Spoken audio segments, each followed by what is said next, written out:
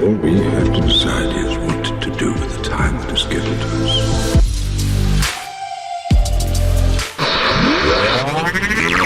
You've reached the internet's home for all things masonry. Join On the Level podcast as we plumb the depths of our ancient craft and try to unlock the mysteries, dispel the fallacies, and utilize the teachings of Freemasonry to unlock the greatness within each of us. I have you now.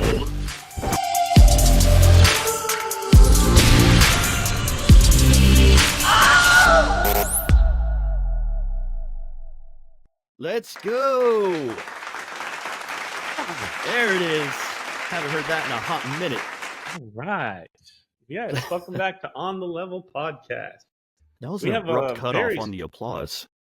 Yeah, well, you know, you have to, it's like a laugh track. If you don't, then people don't know you did something cool. I need to get a laugh track in here so when we say jokes, you hear it. Yeah, really.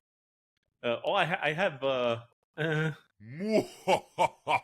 yeah, that's not, I don't know if that's like the kind of laugh we probably want, but. No, let's run it. I mean, the world thinks we're weirdos anyway, so yeah, might as well. Babies? Did you say babies? Yeah. Now there's a sound clip for you. Take it out of context and use it all you need. Yeah, exactly. Some Baptist minister out of Arizona is going to clip it. No, I mean, listen, I'll tell the story. Remind me to come back and tell this story. But first, I want to introduce our guest today. Or actually, I'd like you to introduce yourself, Matt. Tell the listeners of On the Level podcast. Just give us your name, your extended Masonic history, and we'll go from there. You're being too generous. So my name is Matt Stone. I am from Turkey Creek, Lodge 248. And I was raised December 9th, so long ago, of 2023. So I've been a Mason for all of about a little over 2 months, I think it is. So yeah, now I'm, right after I got raised to the sublime degree of Master Mason, I was installed as Junior Deacon. I was appointed catechism instructor. There we go. Oh, yeah. To work. Yeah, the Grotto's already got my petition. York Wright's got my petition, so we'll see what happens with it. 2 months in, and this is pretty typical. We see the Masons come in, we see them join appendant bodies and get into the line, and then you look like the Crypt Keeper in 3 years. We've sucked all the life out of you, and your wife hates Freemasonry. She doesn't hate it yet, luckily. My cable toe is a remarkably patient woman. I cannot compliment her enough. And of course, we have a 2-year-old here, so the 2-year-old keeps her busy. So long as I keep that kind of back and forth of making sure that I'm a husband first, a dad second, I think she'll be okay with me in my extracurricular activities.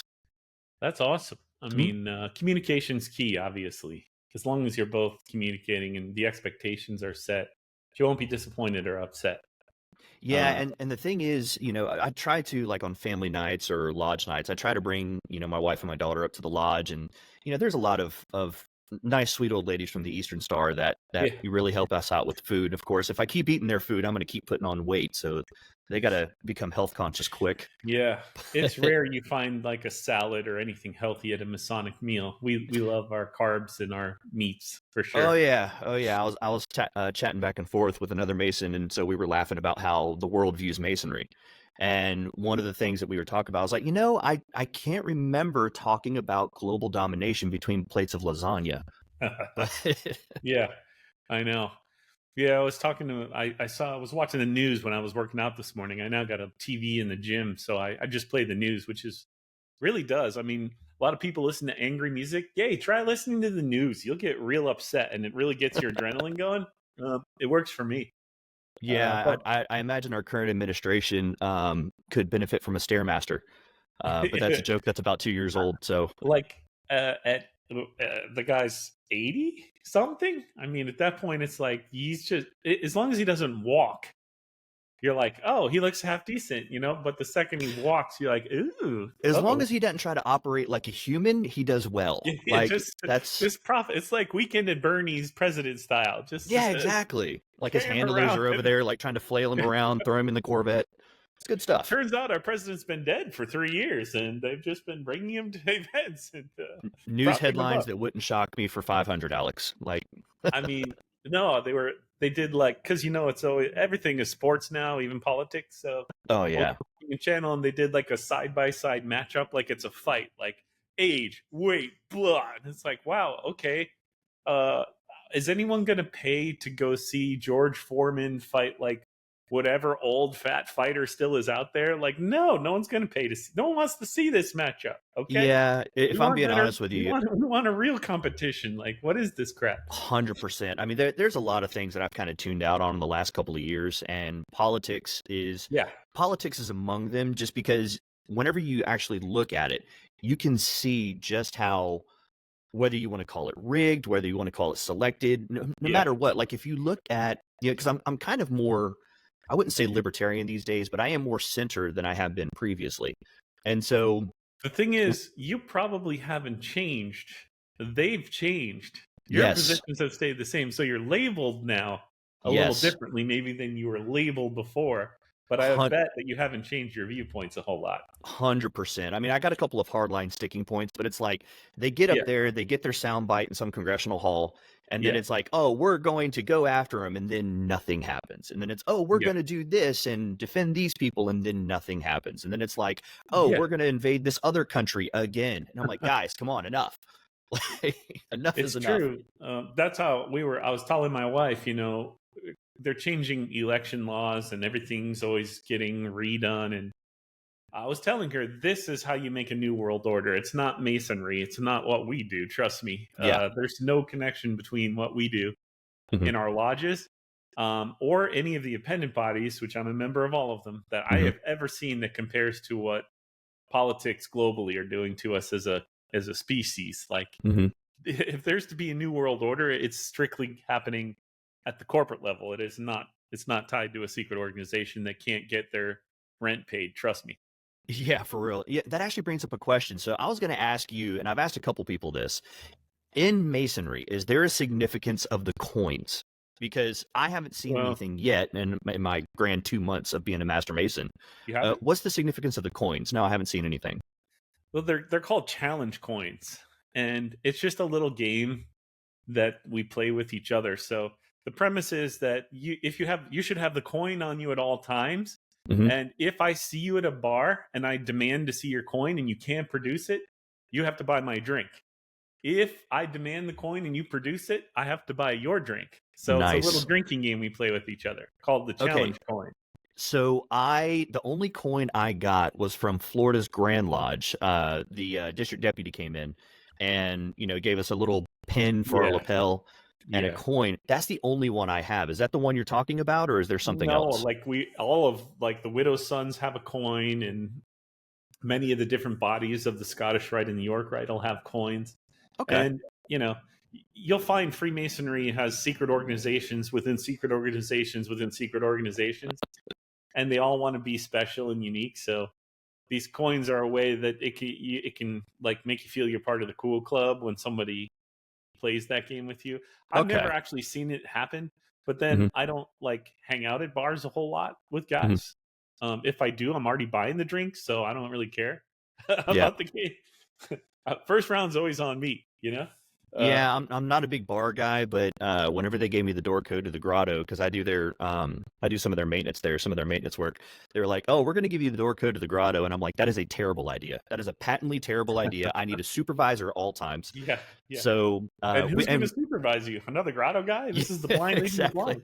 So the grotto's voting on me on the 19th, I believe, is a Monday coming up here pretty soon. So it's funny because the current monarch is a buddy of mine. He's the guy who raised me, actually, Chris. So shout out to Chris Georges. But it was Chris funny. Georgia. Okay. Yeah, that's the guy that you and I spoke with. But Yes. either way, he goes, "Hey, do yourself a favor. When we go to vote on you on the 19th, make sure you're there." And I'm like, "Why?" He goes, "Because that's also going to be your first meeting." And I'm like, Yeah. "You guys aren't even going to have a discussion?" He goes, "Dude, you're already locked in. Everybody knows you. Yeah. You're fine." Yeah. It's mainly a formality, these things. You can Yeah. imagine how many guys are raising their hands if they don't like a guy. It's not happening that often. So, yeah. Oh, it I was appreciate it. hilarious. I was still a fellow craft when I filled out my petition for the grotto. just because I had interacted with all those guys so much. And so our worshipful this year is a guy named Dave Mason. Dave Mason is 80 years old and is the picture perfect definition of does not care about anything. I love this guy to death. He's just one of those, he'll tell you to F off faster than anybody. So the best thing about him, though, is as I'm filling out the petition, little pocket petition, he leans back. He's got no teeth, leans back. Matt, what you doing there? I said, well, Dave, I'm filling out my petition for the grotto. And he goes, I'm a member of the grotto. I said, yeah. And he goes, I'm going to vote that down. I said, no, you're not, Dave. You want me in the grotto. And he goes, you're right. I'm not going to vote down, but I want you in the grotto. And I said, okay, good. He's a great guy. I love that dude to death. And what was his name? Dave Mason. So Dave Mason. What a unique coincidence. Exactly. So he's a Mason in his name. We have Mason. Worshipful Mason. Worshipful Mason. So. Wow. So descriptive, right? Worshipful Mason. Yeah. Most worshipful Mason. He needs to go all the way to the top. I don't think the Grand Line would appreciate him at all. So quick little story about that. So they were in a meeting. I'm not going to say who the parties are, but they were in a meeting talking. And so, Dave and his crew are group A, and then group B is, complaining about something. And so at some point in this is the description I've heard from multiple people, that he just leans back and just folds his hands like this and leans back in his chair. And then he goes, are all of y'all done? And they go, yeah, all of us are done. He goes, great. There's the effing door if you need it. Dude, that's gangster. That's old style gangster. I love that. I love him. I keep telling him he's my spirit animal. So I want to be like him when I grow up. My emotions won't let me do that. I'm leaning forward like, blah, blah, blah. I wish I could lean back and put my hands up and be like, oh, yeah, say your silly stuff. Yeah. And even still, and this is something that I really appreciate within Masonry, there is a level of just clarity and purity in what you're saying between brothers, given that brother's heart and intention.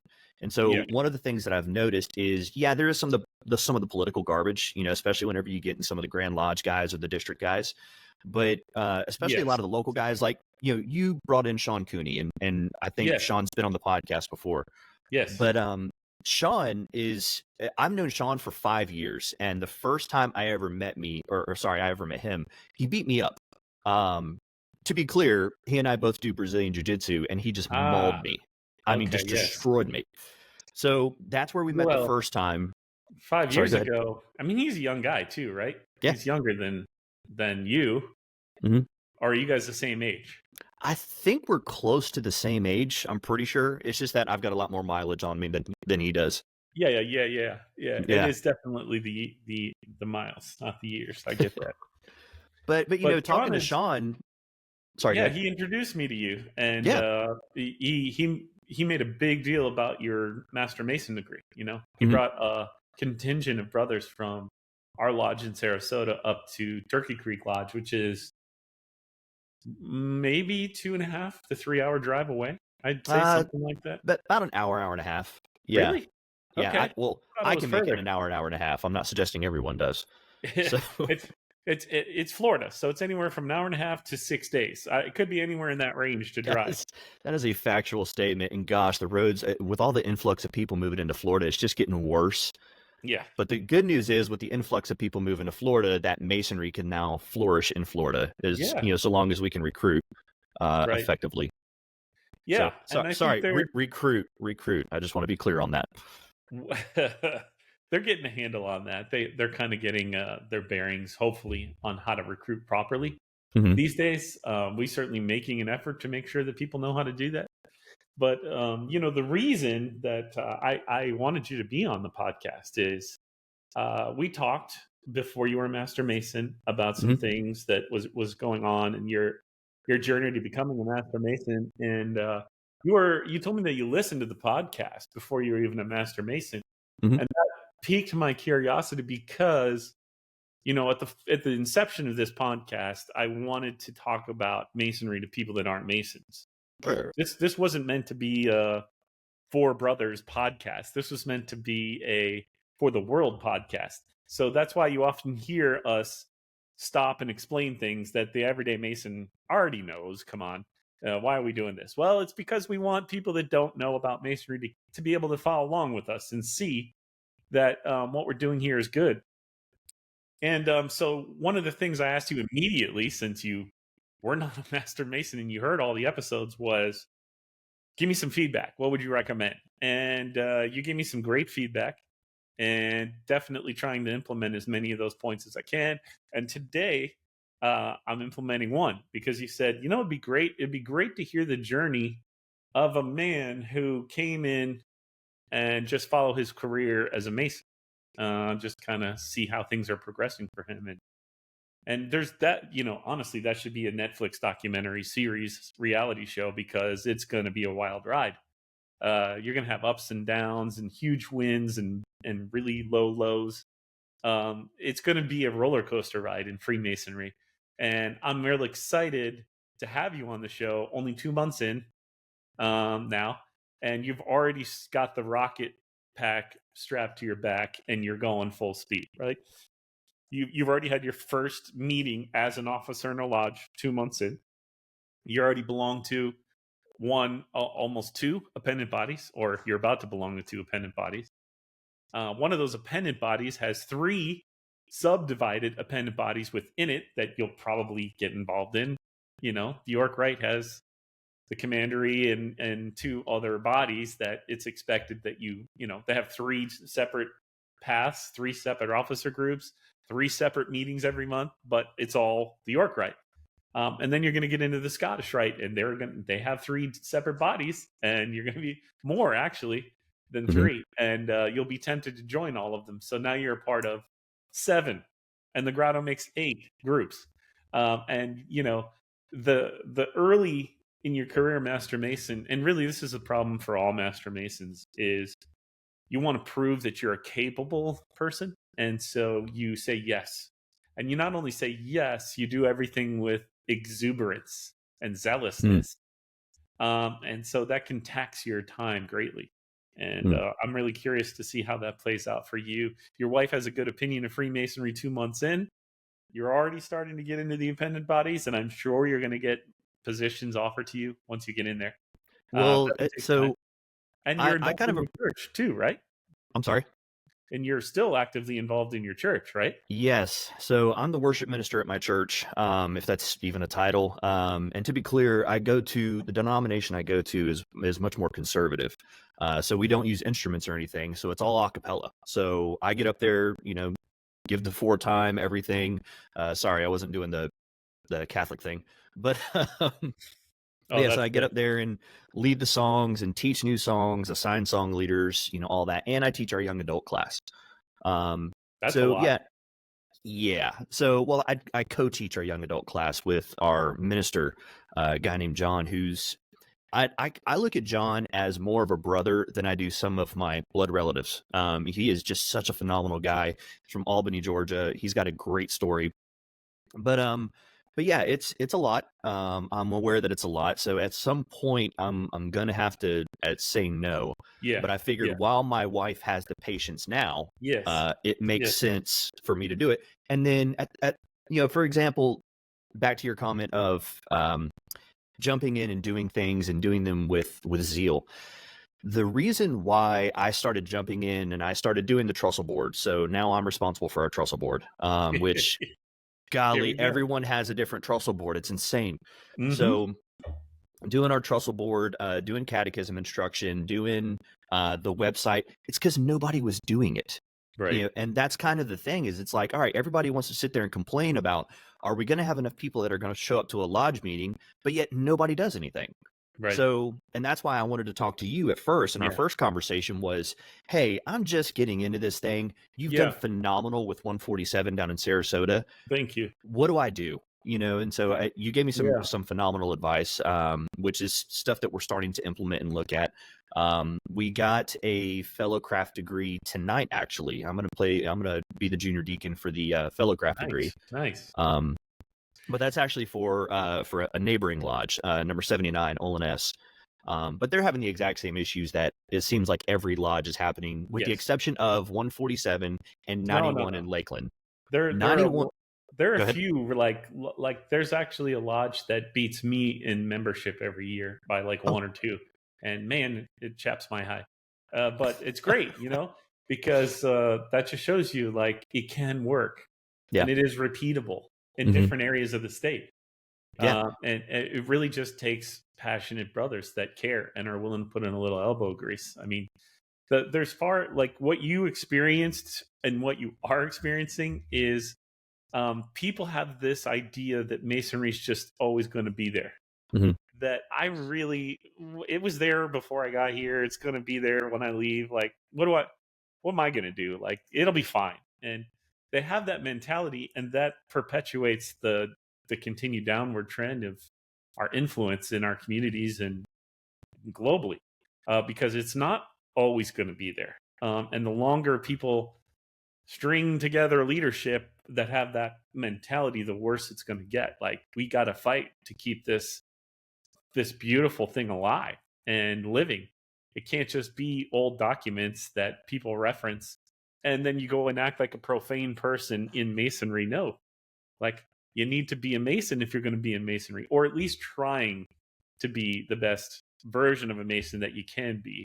But far too often, people are in leadership roles that aren't even really making an effort to be masons. So it takes people like yourself who come in with a lot of integrity from their normal life, because we say we make good men better. Well, let's do it. Like, you're a good man, and people will say, "Hey, this guy's a leader in his church. You own your own business. You have a lot of clients that trust you. So how are you going to make that guy better?" Well, we're not. We're not. He's going to make himself better. I think that's how Freemasonry works. So it's not necessarily an organizational issue, but rather I don't even know if you could call it a generational issue, because I've seen it in Gen Xers, I've seen it in boomers, I've seen it in millennials. It's just people get comfortable and they just don't want to do anything. And so then you develop the 80-20 rule, where 20% of the people are doing 80% of the work. Yeah, definitely. And that, that maybe that's just who we are as a species. We just are hardwired. And that laziness can actually be good for society. So a past master of my lodge, Worshipful Stephen Garcia Morales, he and I wrote some legislation together this year that's going to be on the Florida Grand Lodge ballot to introduce the Chamber of Reflection back into being accepted Florida work. Nice. More on that later. But he does IT security.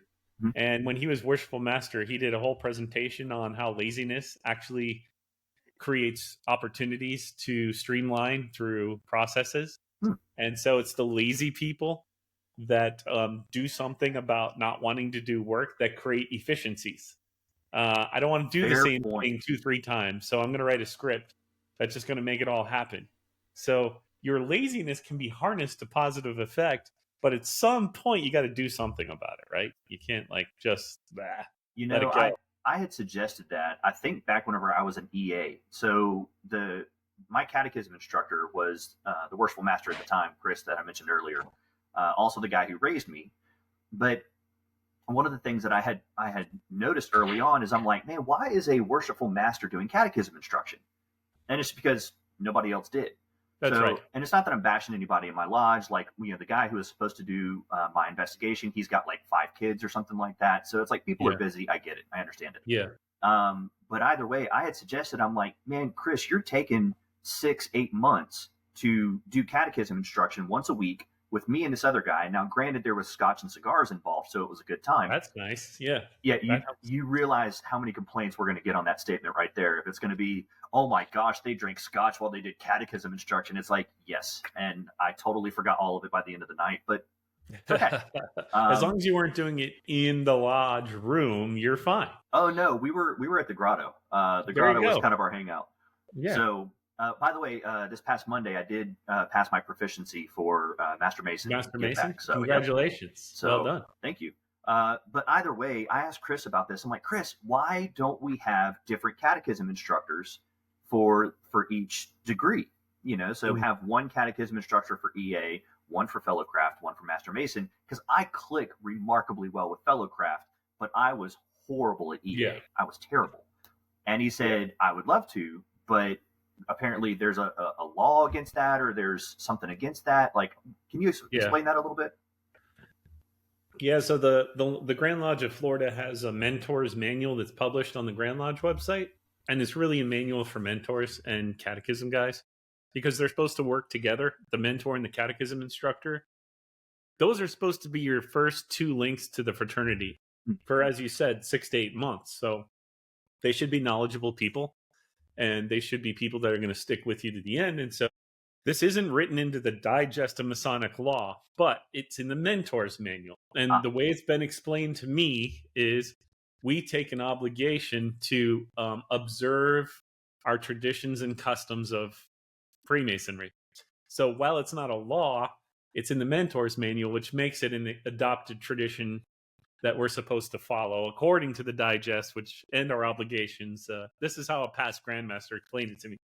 And in the mentor's manual, it specifically states that it should be the same brother that does all three catechisms for one student. It should not be different brothers. So there's no law against it. I don't think anyone's going to get in trouble for doing it with the Grand Lodge. It is an adopted custom not to do different people in different degrees. So my advice would be do it, just don't advertise it. Fair point.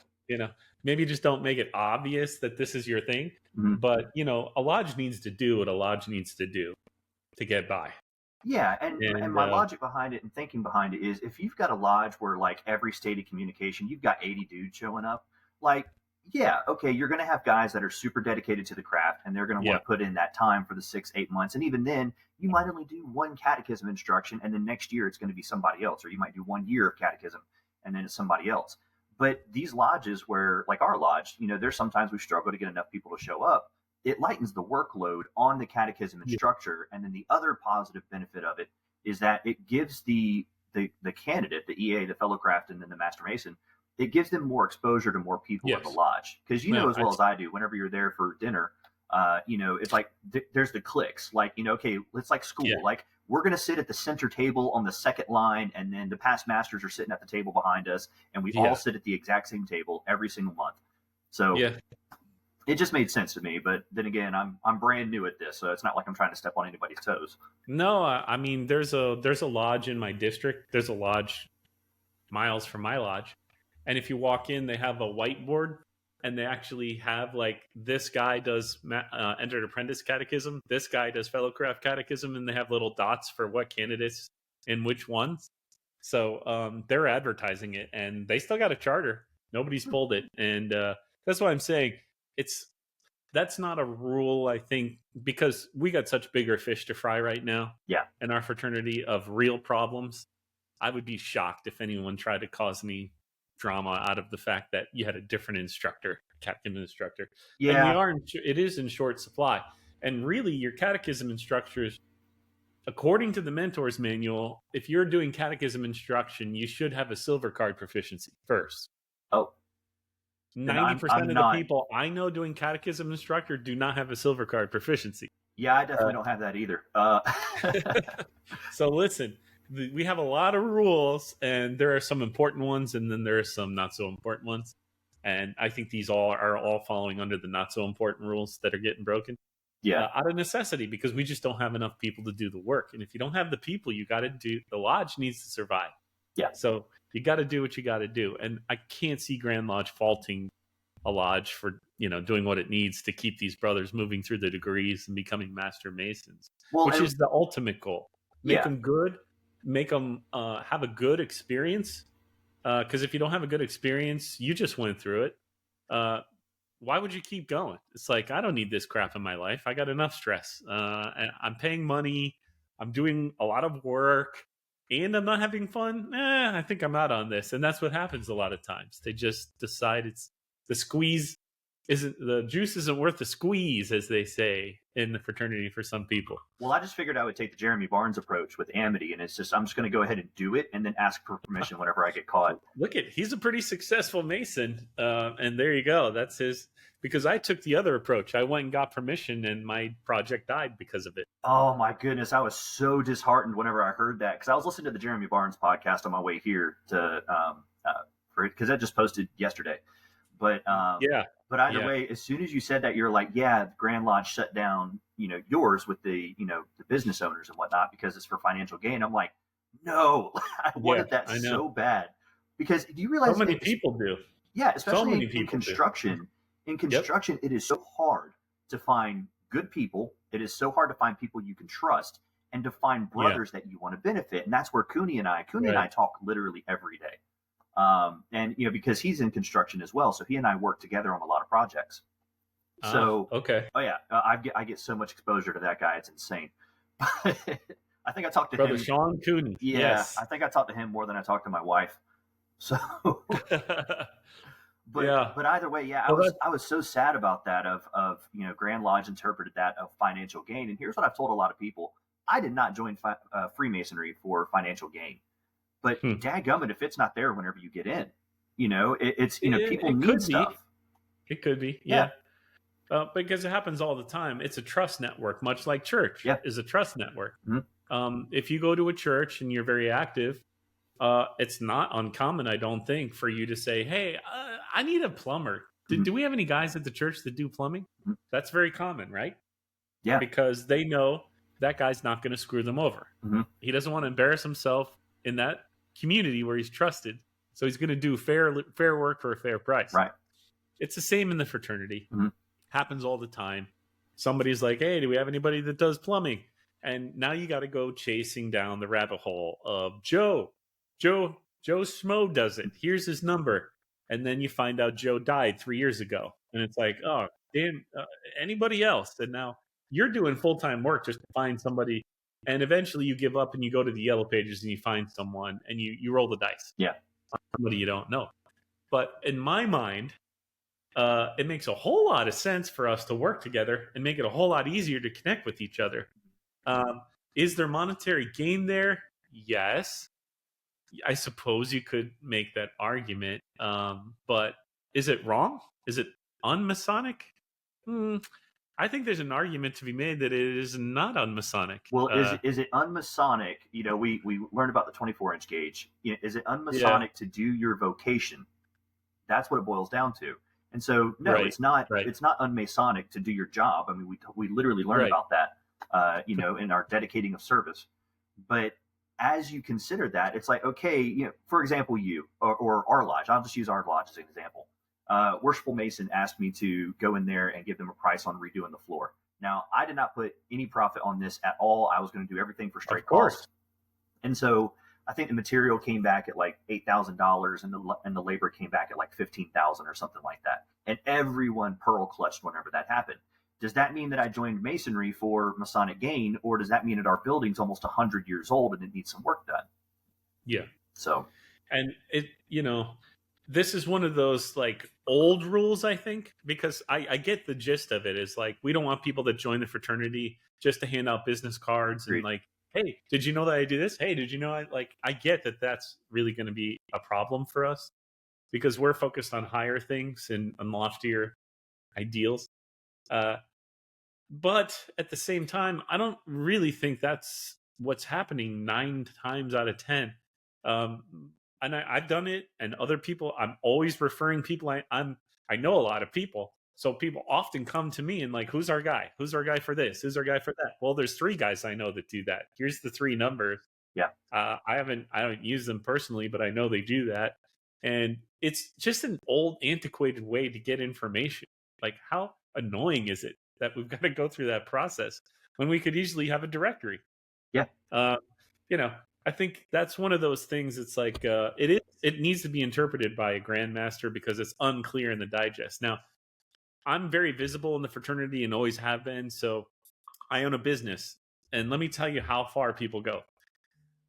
I, like you, was very proud when I became a Mason to tell the world that I'm a Mason. So I hung a flag outside my building, a Masonic flag on one side and an American flag on the other is what I had flying outside my building. Well, some brother drove by my place of business and told on me that I was using Freemasonry for monetary gain because I had my Masonic flag outside my business. And I'm like, well, so the district deputy guy, talks to me, and I'm like, look, I'm helping the fraternity way more than the fraternity's helping me. Okay. Nobody's coming here like, are you a Mason? I'll give you all my money. No, they're like, oh, that's weird. I know that's weird. Yeah. I don't want to go to that guy. Mhm. I'm trying to help build your credibility of the fraternity. Like, I'm a real dude. I'm a business guy and I'm a Mason. I'm proud. They made me take that flag down and put it inside the building where it couldn't be seen out. If someone comes into my building, they were totally fine with me having it displayed in the building. But having it outside the building was interpreted as I'm trying to use Masonry for monetary gain. So that argument, I could see that argument, but it also depends on where's the finish line to that argument. And I do this in church as well. Whenever we talk doctrine or, whenever we're talking politics or whatever, it's like, okay, where's the line? So by that logic right there, I should not be wearing this ring. Right. I shouldn't be wearing it. You shouldn't have the square and compasses on your car. Although the Grand Lodge of Florida sells a license plate and makes money off it to display it on your car. Like, it just is very off kilter, the execution of these things. So it's hard to know where the line is. It makes it really difficult when they say it's totally okay to sell placemats with business cards, but it's not okay to list a directory for free. Like, okay, like like you're saying, like, what is the point of this then? Yeah. Like, how do we find the meaning behind all this stuff? Yeah, like I said, that just doesn't make a lot of sense. For example, I'm trying to get quotes on T-shirts, which are polos for our lodge. Which, by the way, I'm going to reach out to one of your guys down at 147 for that. But nice. Either way, it's like, okay, by that logic, I should not be wearing a Masonic shirt. I should not be wearing a Masonic ring. I shouldn't indicate to the world at all that I'm a Freemason. Right. When the truth is, the world can really benefit from Freemasonry. Yes. I mean, and back to your point of, okay, why did I join? Was it for monetary gain? No. The reason why I joined is my dad passed away 15 years ago. So I really don't have any older men that I could really be around and say, hey, by the way, I've got this thing that I'm facing. I need some advice. Or, hey, what would you do in this scenario? Or even just iron sharpens iron out of Proverbs. I didn't have that at all, especially in the groups that I was running with. Of course, I do, combatives and jujitsu and all this other stuff. And those are great guys. And I really enjoy those guys. Yeah. But I really didn't have that kind of brotherhood with anybody. But I click really, really well with every Mason that I've ever met. I've always clicked really well. And to kind of give you some context and background, I researched Masonry for 10 years before I ever joined. The first guy that ever talked to me about Freemasonry, I was in my mid to early 20s. His name is Jesse Carr. And Jesse Carr, I love this man to death. So he's like the grandpa that I never had. He's an amazing dude. So either way, I think he goes to Hillsborough, if I remember right. But either way, Jesse asked me about it. And so we got to talking about it. He was still under the old school rules of, well, if you want to be one, ask one. You want to be one, ask one. And that's where he left it. So I'm like, I'm going to research it because I've heard some weird stuff about Masonry and about Freemasons in general. I took 10 years. I met Masons. I went around, looked at their buildings. I read books on it. I listened to lectures on it, everything. I have heard every conspiracy theory that you will ever hear about Freemasonry. And I love every one of them because, like, once you get in there, I was telling a couple people whenever some brothers from Lakeland, I was like, hey, by the way, I'm getting raised, December if y'all guys want to come to it. And by the way, I've already sourced out the goats that we're going to need for it. So, and it's just, it's fun. It's funny, especially listening to some of the conspiracy theories. My sister-in-law, sorry to go off on a rabbit trail, but my sister-in-law, whenever I told her that I was joining Masonry, she looked at me, she's like, Matt, don't do that. Whatever you do not join Masonry. And I'm like, calm down. I'm like, it's not global domination. It's literally just trying to make, good men better. Yeah. So it's been interesting. So how do they feel now that you are a Mason? I mean, is there still apprehension from some of your family members that initially had, or have they come around, or are they just being polite to you, saying, "Oh, well, they packed up and moved to Arkansas." So that. Oh wow, ran them out the state. Yeah. Bye guys. No, so I did tell them. I said, hey, I will answer any question you have within the bounds of my obligation. So it's like, obviously there are certain things that I cannot tell you, but there are certain things that I can kind of allude to. So they'll ask me questions about, what about the 99th degree Mason? And I'm like, it's garbage. And they're like, well, what about, what is that one guy's name? Aleister Crowley. And I was like, Aleister Crowley was never a Mason. Not a Mason. Yeah. and just some of these things that, that get thrown out there and they just get put on repeat. For example, I've been listening to the Baptist minister out of Arizona, I think. I'm not going to say his name just because I don't want to start any trouble. But he's got a 7-part series on Freemasonry where he just sits there and just hammers it left and right. Surprisingly, he got a lot of information correct. So, for example, whenever he was reciting a few things that we do within Masonry, and some of the stuff he actually got right. And I was like, wow, good for you. Like word for word, nailed it. And then he's like, yeah, but that is of the devil, and here's why. And I'm like, okay, now you lost me. You were so close, man. You were so close. And the thing that got me the most, and this made me laugh the most, is he was talking about the York Rite. And as he was talking about as he was talking about the York Rite, he goes, and at the end of the York Rite, you have to profess a faith in Christ. But even still, that's demonic because of what? I'm like, hold on. You literally, as a Baptist minister, just said that professing your faith in Christ in an organization of men is of the devil? Break this down for me, my guy. It doesn't make sense. Because it's not in a church, I guess.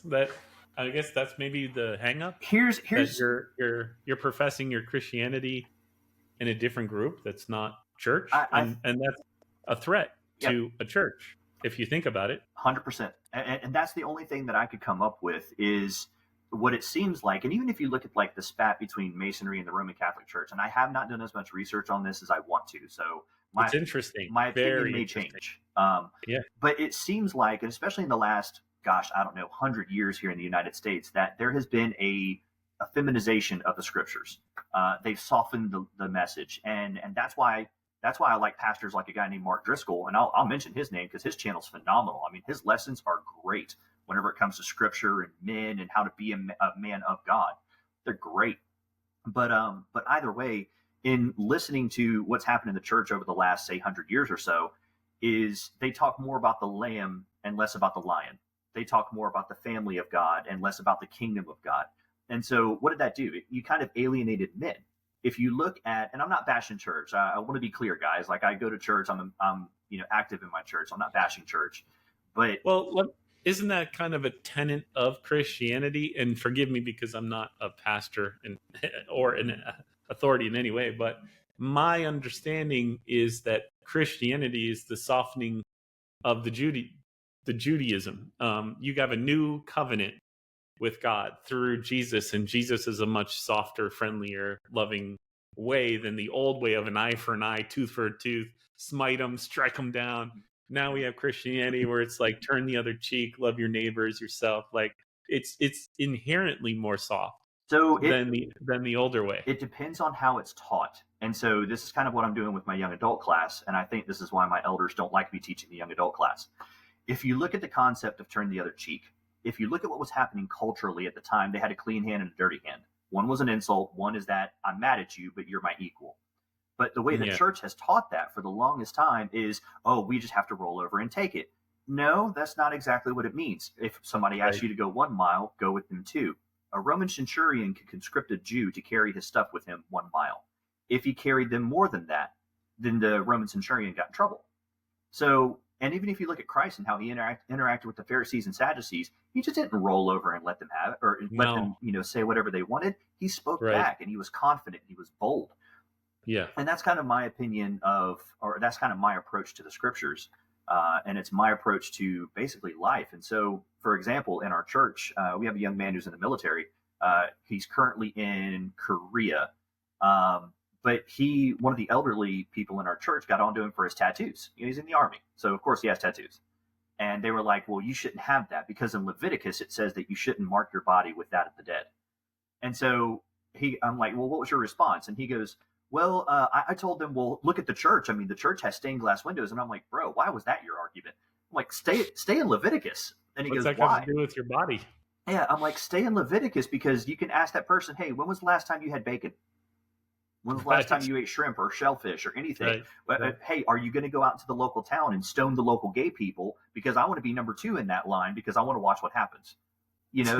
So it's just it's funny, and it makes me laugh that the teaching of the scriptures. I don't know of a single church that gets it 100% right, and I don't have it 100% right. But just the teaching of the scriptures has kind of been just watered down over the generations. There's different books by different authors, so it's not going to be a unified message. You got different people with different points of view, so you can kind of understand that one author of one book might see a situation differently than another author of a different book talking about the same situation. Like, that's common, right? We know that happens. You and I can look at the same thing and you can go like, loved it. And I'm like, ew, that was hideous and disgusting. Yeah. Like, we have different opinions on the same thing. 100%. But that's kind of, I guess, the point of any religion in my limited knowledge of all religions of the world is to teach moral lessons to make us better people. And so I believe that what we should be trying to do as good people of faith is trying to take lessons of morality from any story of how can I be better? How can I live a better life? And when you start trying to like interpret things in a way that you're judging how other people should live their lives, you've lost your way a little bit, I think. Personally, it should be about you and your life and how you can apply these things to your family to be better. But like you said, when you see evil happening, as Jesus is famously flipping over tables in the temple, right? Like, what is this? Like, he's mad. Yeah, you also have an obligation to fight for what is right. And when you see something that isn't hurting people, that is bad, taking advantage of people, that's bad for people, it's kind of your obligation of a just man to stand up and oppose that thing, because it's hurting people and it's bad for people and you're lying to people. And honestly, we've lost that as a society. We really have. We've lost the ability to be able to disagree healthily. You and I were talking about that a little bit before we started recording, but for sure, just because I disagree with you, it doesn't mean that I hate you. And for some odd reason, we totally missed that along the line somewhere. It's like you and I aren't going to agree 100% on everything. Or even worse, I actually do hate you and you agree with me. Ooh, that's even worse. That is the worst. Oh my God. Could you just disagree? We're on the same team, me and this guy? Damn it. Could you tell me the sky is green, please? So, but especially our young men. And that was kind of, that's kind of my whole, I don't know what you would call it, crusade. I mean, but between my church and Freemasonry, if you look at the church and you look at society as a whole, like, young men are lost. Like, they are so lost. Yeah. I mean, and young women as well. I mean, you've got like a generation of OnlyFans content creators, which is not good for society at all. But go ahead, sorry. Yeah, the deck is stacked against them. Yes. And so that's where I really like the lessons of Freemasonry, and I like the working tools that we have, is because that can help a young man become a good man. Especially, I think I heard a statistic the other day that like 50% of young males, minor males in the United States, don't have a father in the home. That's not good for anybody, because statistically, if you don't have a father in the home, you are statistically more inclined to commit violent crime, to go to jail, to not be successful in life. And so I have a very conservative client who's a friend, very conservative. I mean, I've never met anyone as conservative as him.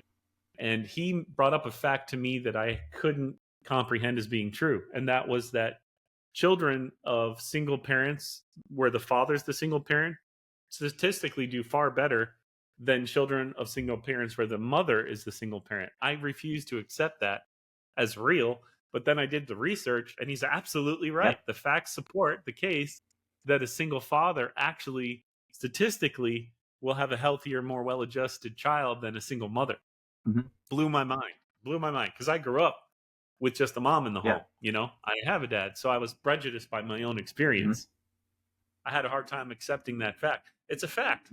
And that is goes back to your point of, there is a perception that if the man's gone, oh, well, good, whatever, we don't need him. But actually, you do need the man. It is the masculine and the feminine. Those two opposing views create a more well-adjusted, hopefully, if they have a good relationship, child. It does. And both sides. And again, this is where society has kind of gone off the rails. And excuse me for getting up on my soapbox for a minute. But this is where it's kind of gone off the rails, is because, like, my wife and I, we've got a little 2-year-old here at home. I love, cherish, and respect my wife more than any person on this planet. There is absolutely no question about that. But is it up to my wife to do the heavy lifting around here? Is it up to my wife to instill discipline? Is it up to my wife to fill up her truck? Last night at 9:00 at night, we were filling up a Sam's Club. So there's certain things. It's like, we both have very important roles in this house, but they're not the same. And for some odd reason in society, and I don't know where we could attribute this to. I mean, I have some thoughts, but it came to a point where it's like, oh, men and women are fundamentally interchangeable. And it's like, we're not, though. We're both needed, and we're both needed to do what we are good at doing. So, like, I'm in a pretty progressive household. My wife is very conservative, Russian, Ukrainian Orthodox. Oh, you're going to get in trouble? Sorry. Yeah, she's Ukrainian, not Russian. There's a difference. So she had a very specific upbringing that was more like yours, probably, very structured in the Christian faith. And women have a specific role in a conservative upbringing, very clear delineation. I mean, our dynamic here is a little bit different. So, for example, I'm a very logical person. Emotions just don't click with me at all. I've never really understood highly emotional males. I don't understand highly emotional females. You know, I don't comprehend it. I'm like, why are you crying over the wind changing direction? I don't. Anyway. Yeah. So, whenever it comes to, for example, parenting, my wife is phenomenal at being that emotional aspect to raising our daughter, and rightfully so. Right. My daughter, for her being 2, first off, she's 2 and she'll have a full blown conversation with you, like just sit down with you and have a conversation. I'm like, you are 2, you are still wearing a diaper. Why are you telling me your opinion about anything? So, but either way, my wife is really good at that, and I'm really good at being consistent on discipline. So you have our 2-year-old that yesterday, we forgot her sweater here at the house, and it was a little chilly here down here in Florida yesterday. So I take the sweater out to my mom's house. She's over at Nana's. And, I was like, hey, by the way, I brought your sweater. You forgot it home. Oh, thank you, Daddy. And it, like, just thanking me over and over again. So it's like, okay, we're kind of doing something right here. Something good is happening because you have a 2-year-old that is remarkably polite. That is, and I'm not saying that we're perfect parents. Not what I'm saying, to be clear. Sure. But, it's like, okay, that 2. But what is that? I mean, what even is a perfect parent? Is that even a thing? Is there... Well, it's just kind of to highlight the dynamic of getting both aspects of it. And so, for example, we were talking about church earlier, and you can apply this to Masonry as well. But in church, it's especially in the denomination that I go to, they're very, very adamant that women do not have a role in the church at all. Some of the more conservative churches in our area with the same name on the side of the building, they insist that women actually cover their heads. They're like a step away from Sharia law. It's crazy. So, and even still, the funny thing about that, where they take it out of, is Paul's writings. And like 2 sentences later, he says, by the way, we don't do that here. So I'm like, guys, read the whole context. So, but either way, a lot of the women in our church, I shouldn't say a lot, but a decent number of the women in our church, one of them has said to me at one point, she's like, I want all the rights in church that men can have. And I'm like, hold on. First off, you do. And then secondly, why do you want that responsibility?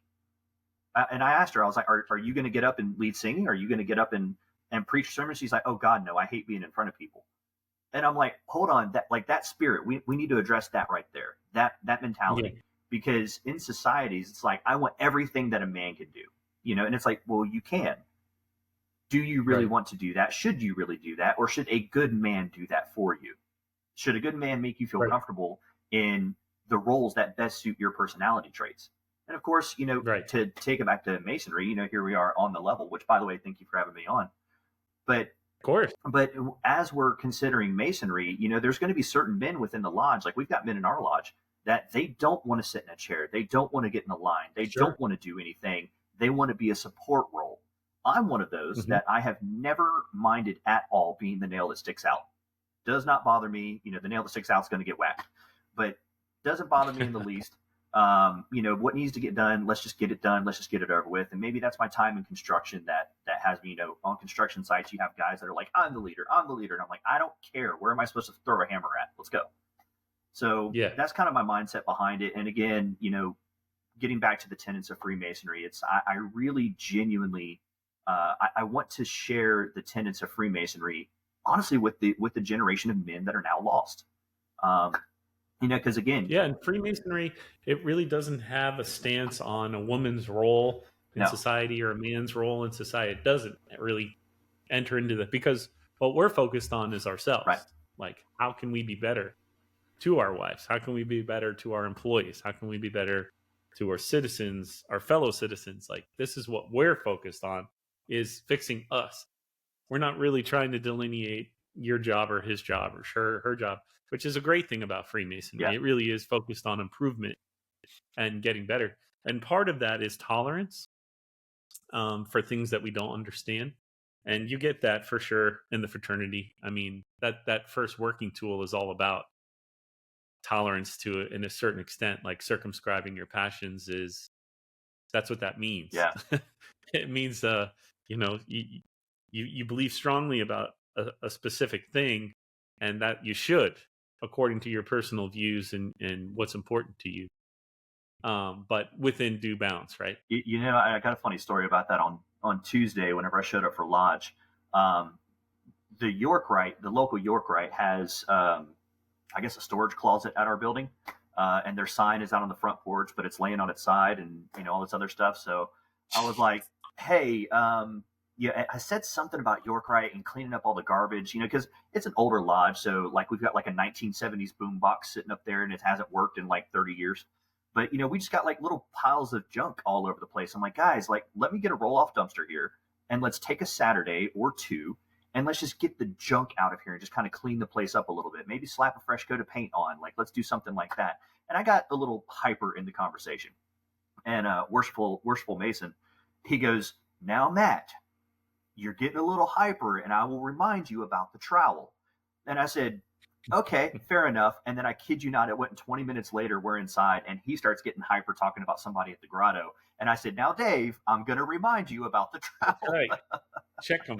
There's nothing better in this world than using somebody's words against them. I mean, really, that is like the ultimate. I'm having the best day when I can throw somebody's words against them in a situation like that. Oh, no. I just feel satisfied. Like, no, but by all means, Dave was just busting my chops. And, whenever he said that. And you were doing the same. You're just following up busting his chops. And that's what's so nice about Masonry and being at lodge. It's like, look, I can, for example, Dave is 80 years old. This man he's closer to Methuselah in age than he is to me. This man is ancient, right? And I've said this to his face too, and then he flicked me off right afterwards. But the funny, with love, yeah, exactly, with love and compassion, he flipped you off. But the funny thing is, it's like, all right, if you look at like, there's a split in the boomer generation. So the elderly boomers are typically sassy, like they're super sassy, and so if you give them the sass back, they like you for it.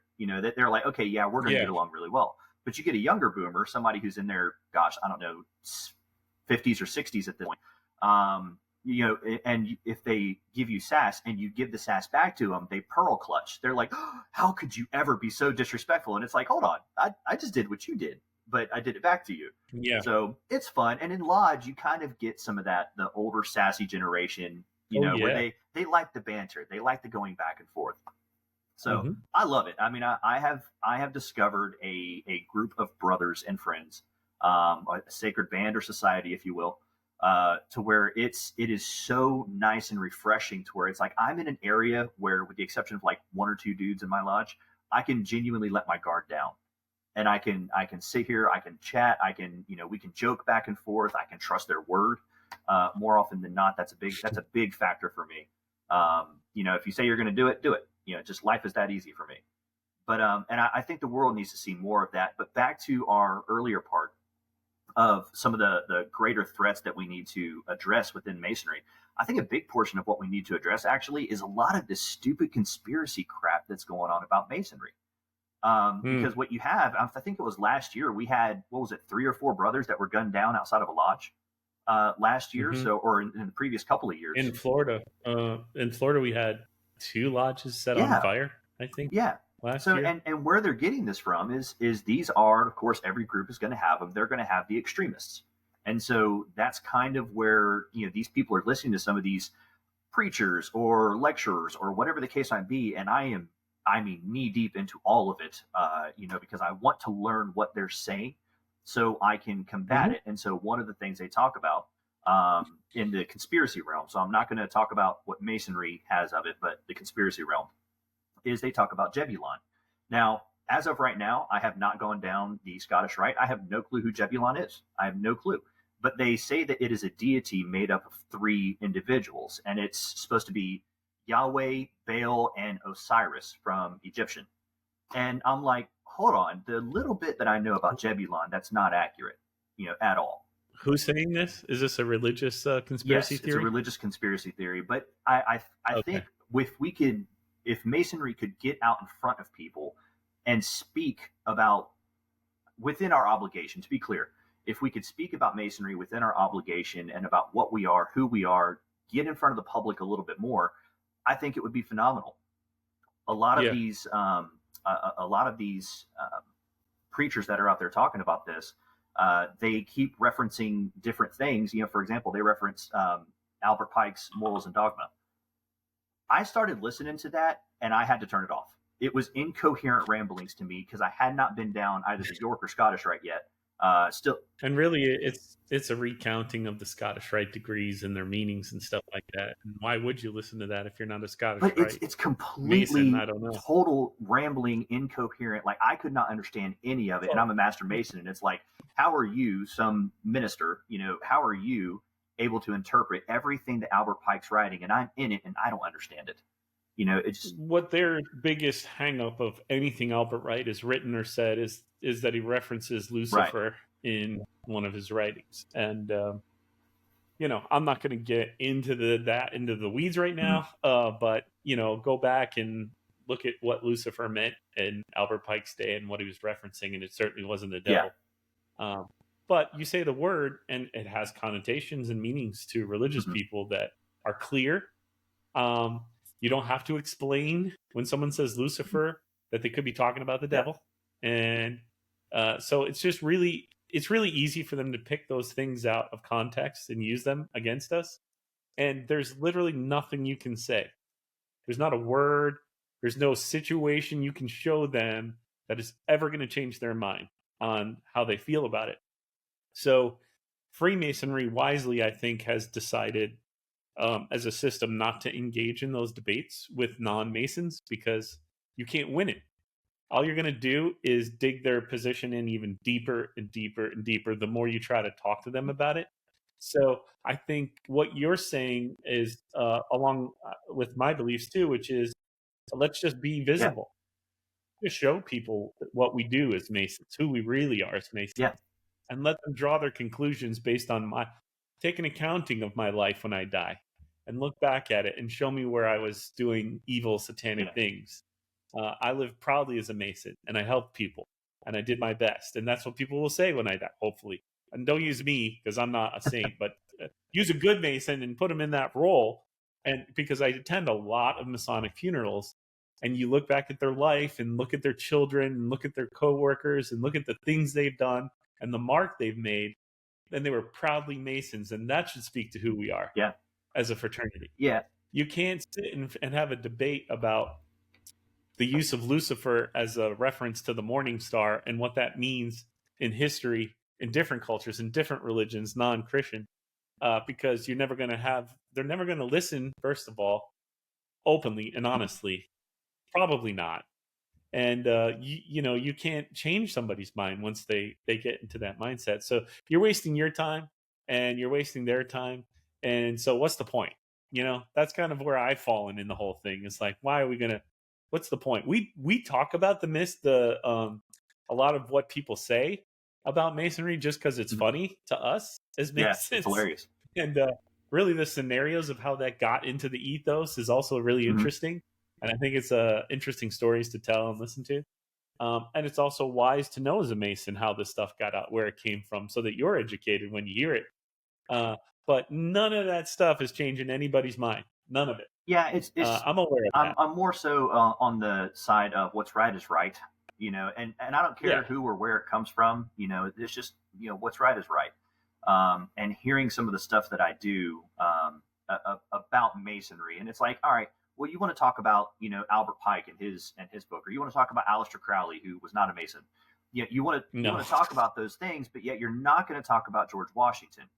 You're not going to talk about Buzz Aldrin. You're not going to talk about, all the good people that have done well, or Jefferson. Sorry, not Jefferson. Benjamin Franklin. You're not going to talk about these people who built this nation, this country that you are in. And even still, our government is set up. I didn't realize this. Our government is set up remarkably the way a Masonic lodge operates, or it's supposed to, at least. We're living in a Masonic experiment. This country is literally a Masonic experiment in how, if you formed a government off of Freemasonry, could it thrive and survive? This is the country. This is the experiment built by Masons on Masonry. And, you know, it has changed and warped over time, obviously. But I think the ideals are in there. They're baked into it. All men are created equal. Mine one. Yeah. Under God. Mine two. Like, we care about our faith. We care about each other. We treat each other with respect. We have tolerance for each other. This stuff, our democratic process, is a fraternal one. This is how we've run our organization since time immemorial. We say that we've been around since 1717. No one actually believes that, I don't think. But you got to have a date to start from, and that's the first time we have public declarations, so we chose that date. I don't think any legitimate Mason truly believes that we weren't practicing Masonry prior to 1717. Especially we can find scrolls and references in the 13 and 1500s referencing some of the stuff we do in Masonry. And, you know, there's direct tie-ins to the Knights Templar, which is, you know, a lot of where the York Rite's coming from. And I am a York Rite Mason. And I went through those degrees. And what they're asking you is not to declare your belief in Jesus Christ as your personal savior, which is the misconception. What they're asking you in the York Rite is, would you defend Christianity with your life?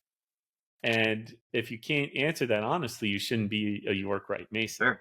But I have Jewish friends that are York Rite Masons because they said, I would defend anybody's right to their personal faith with my life. Interesting. I believe in freedom. And so that's how they justified it and were able to truthfully answer yes to that and become a proud York Rite Mason. You know, it's interesting you say that, and especially whenever we're considering the way the United States is set up, is one of the gripes that the church has against Freemasonry is that you can have you know, a Quran on the altar. You can swear upon a Quran. That it's not exclusively a Christian organization, therefore it's of the devil. Right. And I'm like, well, then you shouldn't join your local YMCA, like, or a local golf club. You know, again, it's kind of like, and don't vote for any political party. It's kind of like, where do you draw the line? You know, so for example, you know, or not for example, but considering that of Masonry is okay if you swear your obligation or you take your obligation on a Quran. They're totally okay with that. And if you look at the way the United States is set up, there was no, even though we were kind of, sort of, you know, founded based upon, you know, Masonic and Christian values, there still is that openness of, hey, here in the United States of America, you can practice whatever religion you want. You know, there is not a certain set religion. You can be a non-believer if you want. You know, Sure. So I think that's probably one of the things that I appreciated, even though I saw where the preacher was coming from whenever he was talking about, like, it should be inherently Christian. And I'm like, well, hold on, our country is not inherently Christian. You know, the nation in which we reside is not. So I don't see any. I mean, I would concede that it is definitely the predominant religion in our country, for sure. And in Florida, Masonry, I mean, most guys I know are Christian. They go to church. Yeah. They're good Christian guys. But, you know, that doesn't make it exclusively that. And that's kind of how our nation is. Although the people that formed it were predominantly Christian, no doubt, they were also Masons, and they understood the value of not tying yourself to a specific thing in dogma. And so, you know, our nation is supposed to be accepting of anyone's faith as long as they follow our laws. As long as you're going to be a good American, then we're okay with you. And that's kind of how Freemasonry is. We have our laws, and as long as you're a good Mason, those things don't really matter to us. You go home and you go to church for those things. You come to Masonry for a completely different reason. Yeah, and that's another thing that they talk about is they're like, oh, well, Freemasonry talks about that it has its own path to salvation. I'm like, no, it doesn't. No, not at all. That's definitely not true. Yeah. You're supposed to have that before you come to the doors here. Yeah, but before you ever enter through the West Gate. Precondition in joining Freemasonry, actually. You have to sign on your petition that you already believe something along those lines before you come.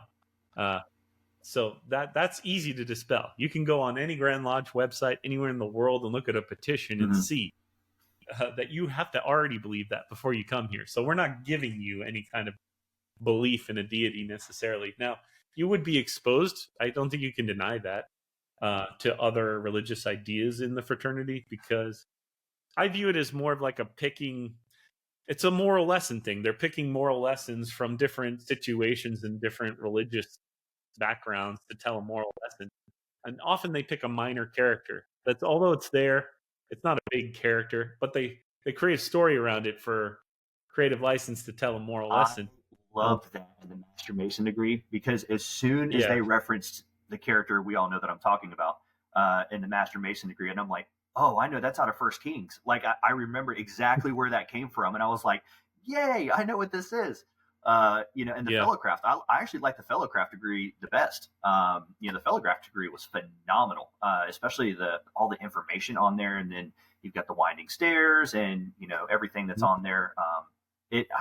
Well, because it represents more of where you're at in your life. Like the Fellowcraft degree to a Mason represents a Mason in the prime of his life. Like you're learning science, math, arithmetic, how to speak eloquently. Like these are all lessons in the Fellowcraft degree, and that's where we're at in our life. We're in the prime. We're working men, and the Master Mason degree is definitely much more about the end of your life.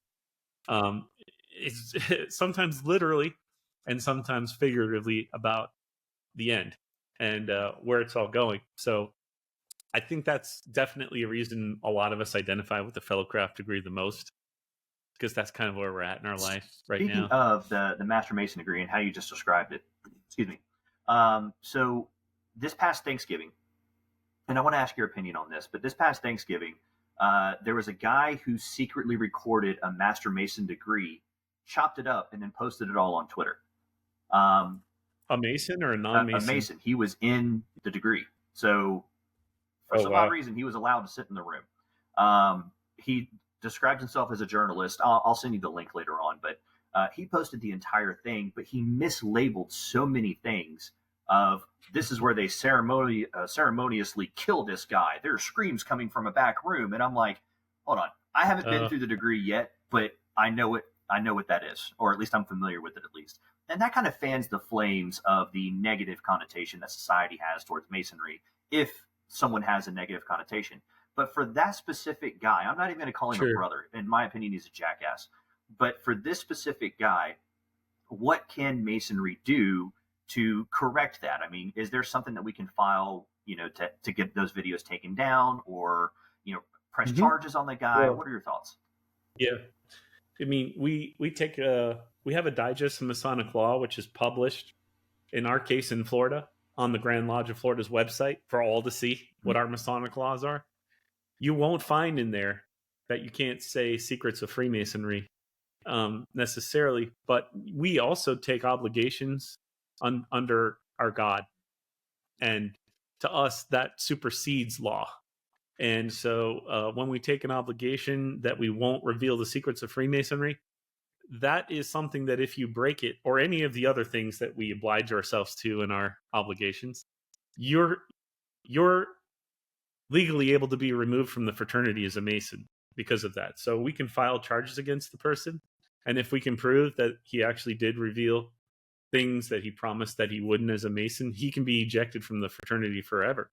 A Masonic trial leads to one of three things. You can either be censured, which means a slap on the wrist, like, that was bad. You can be suspended indefinitely or for a set amount of time, or you can be expelled. And the trial would determine the people that are in the trial would determine the penalty. And that's going to be case by case. But that's a pretty egregious case, and I could see somebody getting expelled for that. And then, you've got to fight the